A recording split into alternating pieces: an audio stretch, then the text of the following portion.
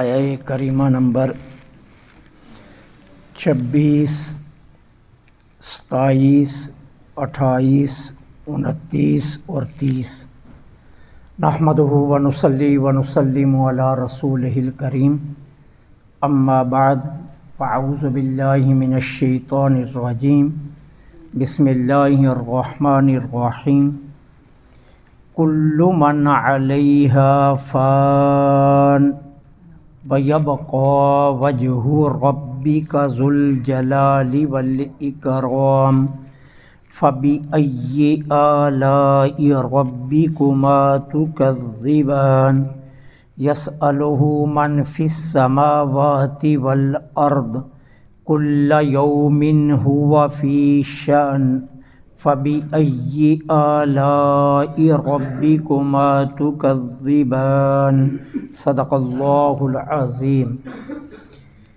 کلو جو بھی من علیہ زمین پر ہے، فان وہ فنا ہونے والا ہے، وَيَبْقَى اور باقی رہے گی، وجہ ربی کا آپ کے رب کی ذات، ذوالجلالی جو عظمت والا، والاکرام اور بزرگی والا ہے۔ فَبِأَيِّ آلَاءِ رَبِّكُمَا تُكَذِّبَانِ تم اپنے رب کی کون کون سی نعمتوں کو جھٹلاؤ گے۔ یسألہ سوال کرتا ہے، من ہر کوئی، فی السماوات والارض جو آسمانوں میں ہے اور زمینوں میں، اسی سے، کل یوم ہوا فی شان ہر روز یا ہر لمحہ اس کی ایک نئی شان ہے۔ فَبِأَيِّ آلَاءِ رَبِّكُمَا تُكَذِّبَانِ تم اپنے رب کی کون کون سی نعمتوں کو جھٹلاؤ گے۔ اللہ جل سبحانہ و تعالی یہ ارشاد فرما رہے ہیں کہ جو کچھ زمین پر ہے سب فنا ہونے والا ہے۔ جب یہ آیہ کریمہ نازل ہوئی تو ملائکہ نے کہا کہ زمین والے ہلاک ہو گئے۔ اللہ تعالیٰ نے سورہ قصص کی ایک اور آیت بھیجی، کل شیء ہالک الا وجہہ، اللہ کی ذات کے سوا ہر چیز نے ہلاک ہونا ہے۔ تو فرشتوں کو یقین ہو گیا کہ موت ہمیں بھی آئے گی، ہر چیز فنا ہونے والی۔ یہ کیوں فرمایا؟ اس میں بھی ایک نعمت ہے۔ وہ نعمت کیا ہے کہ انسان کے لیے پہلی نعمت یہ کہ تو نے دار تکالیف سے نکل کر دار آخرت کی طرف جانا ہے، جہاں تجھے جزا دی جائے گی۔ مسلمان کے لیے یہ نعمت ہے موت۔ کیوں؟ ہم اس دنیا میں جب رہتے ہیں تو دنیا میں طرح طرح کے مصائب و تکالیف سے ہمیں گزرنا پڑتا ہے۔ ایمان والا جب اس دنیا سے جاتا ہے تو پھر آگے اس کے لیے انعامات ہی انعامات ہیں۔ یہاں ہم مکلف ہیں، نماز کی پابندی، اگر صاحب نصاب ہیں زکوٰۃ کا دینا لازم، اگر صاحب استطاعت ہیں حج کا کرنا ضروری، اگر ماہ رمضان آ گیا تو صحت و تندرستی ہے تو روزے فرض ہیں۔ یہ طرح طرح کی تکالیف سے ہمیں مکلف بنایا گیا، اور مرنے کے بعد قبر سے لے کر حشر تک، حشر سے لے کر جنت تک، اور جنت سے عبدالآباد تک کوئی تکلیف نہیں ہوگی ایمان والوں کو، نہ ان کے ذمہ کوئی عمل لگایا جائے گا۔ اس لیے کہا یہ نعمت ہے۔ دوسری بات جو نعمت ہے وہ اس لیے کہا کہ دیکھو اللہ کی ذات سے مانگو، اللہ کی ذات پر توکل کرو، اور اللہ کی ذات ہی پر بھروسہ کرو۔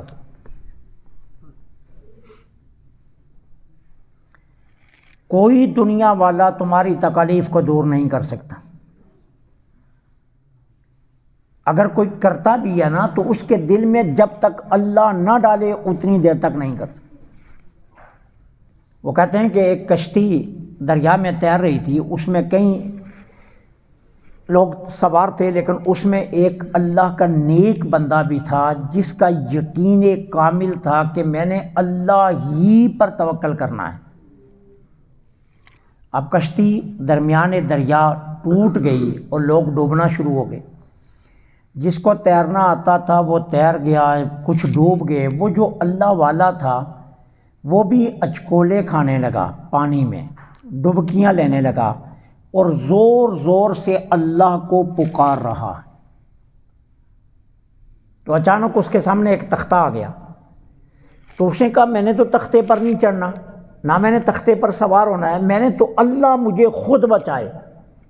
تو اللہ تعالیٰ نے حضرت خضر علیہ السلام کو وہاں نمودار کیا اور کہا اس کو سمجھاؤ کہ بندہ خدا یہ تختہ بھی تو رب نے ہی بھیجا ہے، ورنہ تو سوچ تو صحیح یہاں دریا میں تختہ کہاں سے آ جانا تھا؟ یہ تختہ تیری طرف دریا نے ہی بھیجا ہے۔ سیدنا علی المرتضیٰ رضی اللہ تعالیٰ عنہ کا قول ہے کہ اگر کسی کے دروازے پر کوئی آئے نا تو اس کو دینے سے پہلے جب آپ اٹھے نا دروازے کی طرف جانے کے لیے تو اللہ کا شکر ادا کرے کہ اللہ نے اس کو میرے دروازے پر بھیجا، کسی اور کے دروازے پر بھی تو بھیج سکتا تھا۔ اس کی بارگاہ میں اسے پسند آیا تو میرے پاس بھیج دیا، ورنہ کسی اور کے دروازے پر بھی تو بھیج سکتا تھا۔ لوگ سمجھتے ہیں پتہ نہیں ہم احسان کر رہے ہیں کسی کو دے کر، اللہ کے دیے ہوئے سے دینا ہے، تمہارا اپنا ذاتی کچھ بھی نہیں ہے۔ اور اگر اللہ تعالیٰ کسی سائل کو آپ کے دروازے پر بھیج رہا ہے تو یہ اس کا شکر ہے، اس نے اس کو آپ کی طرف بھیجا، کسی اور سے بھی تو کروا سکتا تھا، وہ خود بھی تو ضرورتیں پوری کر سکتا ہے کہ نہیں کر سکتا، تو وہ بندوں کے دلوں میں ڈالتا ہے۔ تو کہا توکل اللہ پر کرو، بھروسہ اللہ پر کرو، اللہ ہی سے مانگو۔ کیوں؟ کل من علیہ فان، زمین پر جو بھی ہے اسے فنا آنے والی ہے، تو جو خود فانی ہے وہ تمہیں کیا دے سکتا ہے؟ یہ اس لیے تمہاری نعمت ہے۔ وَيَبْقَى وَجْهُ رَبِّكَ ذُو الْجَلَالِ وَالْإِكْرَامِ، صرف اس ذات نے باقی رہنا ہے جو عظمت و بزرگی والا ہے۔ پھر فرمایا تم اپنے رب کی کون کون سی نعمت کو جھٹلاؤ گے؟ يَسْأَلُهُ مَنْ فِي السَّمَاوَاتِ وَالْأَرْضِ، جو بھی آسمانوں اور زمینوں میں ہے سب اسی سے سوال کرتے ہیں۔ آسمانوں والے رحمت مانگ رہے ہیں، زمین والے رزق مانگ رہے ہیں۔ آسمانوں والے زمین والوں کے لیے بخشش مانگ رہے ہیں اور زمین والے اپنے رب سے مغفرت بھی مانگ رہے ہیں اور رزق بھی مانگ رہے ہیں۔ کہ سب اس کے محتاج ہیں، سبھی اسی سے سوال کر رہے ہیں۔ یہ مت سمجھنا کہ کوئی کسی اور سے سوال کر رہا ہے۔ اگر جبریل امین ملائکہ کا سردار ہے تو وہ بھی رب ہی سے مانگ رہا ہے، اور اگر ایک بندہ ایک گناہگار ہے تو وہ بھی رب سے مانگ رہا ہے، اور اگر آمنہ کے لال اللہ کے محبوب ہیں تو وہ بھی رب سے ہی مانگ رہے ہیں۔ فرمایا جو کچھ آسمانوں اور زمینوں میں ہے اسی سے سوال کر رہا ہے، سبھی اسی سے مانگ رہے ہیں۔ کل یوم ھو فی شان، ہر لمحہ اس کی ایک نئی شان کا اظہار ہوتا ہے، ہر لمحے اس کی ایک نئی شان سامنے آتی ہے۔ کیسے؟ اس کی شانیں دیکھو، زندہ سے مردہ کو نکالتا ہے اور مردہ سے زندہ کو نکالتا ہے۔ مرغی زندہ ہے، انڈا مردہ ہے، مرغی سے انڈے کو نکالتا ہے، اور انڈا مردہ ہے، پھر اسی انڈے سے مرغی کا بچہ زندہ نکالتا ہے۔ یہ اس کی شان ہے۔ پھر دیکھو کبھی کبھی ایسا ہوتا ہے ڈلیوری سے چند لمحے چند گھنٹے پہلے ماں کی ڈیتھ ہو جاتی ہے اور اس کے پیٹ سے زندہ بچہ نکال لیا جاتا ہے۔ وہ زندہ کو مردہ سے نکالتا ہے اور مردہ کو زندہ سے نکالتا ہے۔ اور خود تم اپنا مطالعہ کرو تو تم پانی کا ایک قطرہ ہو اور وہ پانی کا وہ قطرہ جو نجس اور ناپاک ہے اور وہ مردہ ہے، اور اس سے کتنا خوبصورت انسان بنا دیا۔ یہ اس کی شانیں ہیں، ہر لمحہ اس کی نئی شان ظاہر ہوتی ہے۔ پھر کیا کرتا ہے؟ دن کو رات میں داخل کرتا ہے، رات کو دن میں داخل کرتا ہے، یہ اس کی شانوں کا اظہار ہے۔ اچھا، غنی کو فقیر بنا دیتا ہے، فقیر کو امیر بنا دیتا ہے، عزت والے کو ذلیل کر دیتا ہے، ذلیل کو عزت والا بنا دیتا ہے، صحت مند کو تندرست کو بیمار کر دیتا ہے اور بیمار کو صحت عطا کر دیتا ہے۔ ہر لمحے، ہر لحظہ، ہر وقت اس کی ایک نئی شان کا اظہار ہوتا ہے۔ لوگ کہتے ہیں یار یہ کل تک تو ملوں کا مالک تھا، آج بھیک مانگ رہا ہے، آج در در کے دھکے کھا رہا ہے، کل ہی اس کے نیچے 1 کروڑ روپے کی گاڑی تھی اور آج یہ سائیکل پر جا رہا ہے۔ یہ اس کی شانوں کا اظہار ہے۔ وہ بتاتا ہے کہ وہ کس طرح قادر مطلق ہے کہ ہر لمحے اس کی نئی شان آتی ہے۔ ایک لمحہ پہلے وزیر اعظم ہوتا ہے، اگلے لمحے معزول کر دیا جاتا ہے۔ ایک لمحہ پہلے کتنا بڑا افسر ہوتا ہے، اگلے لمحے وہ ختم کر دیا جاتا ہے۔ یہ اس کی شانوں کے اظہار ہیں۔ انسان اچھا، صحت، تندرست، سلامت گھر بیٹھا ہوتا ہے، اگلے لمحے اعلان ہوتا ہے رضا الہی سے انتقال کر گئے۔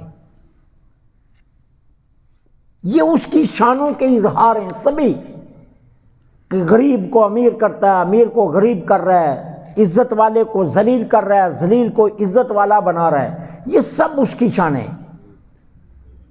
اس لیے فرمایا کل یوم ہوا فی شان، ہر لمحے اس کی ایک نئی شان ہے جس کا اظہار ہو رہا ہے۔ تم اگر سوچو تو سمجھو تو غور و فکر کرو تو تمہیں پتہ چلے گا کہ خالق وہ ہے کہ جس کی شانوں کی حد ہی کوئی نہیں ہے۔